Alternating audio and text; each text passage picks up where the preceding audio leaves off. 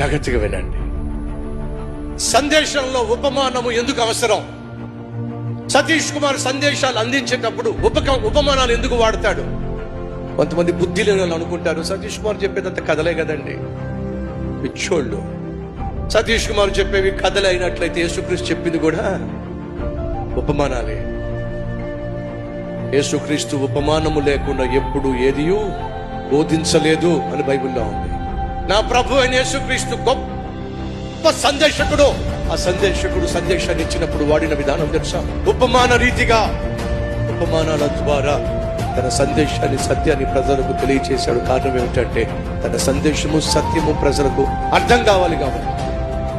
ఆ అద్భుతమైన యేసయ్యనే అనుసరించడానికి పిలువబడిన నాలాంటి సేవకులు, మనలాంటి సంఘ సభ్యులు ఉపమాన రీతిగా ఈ సందేశాలు విని ఆనందిస్తున్నారు, జీవితాలు అద్భుతంగా మార్చుకుంటున్నారు.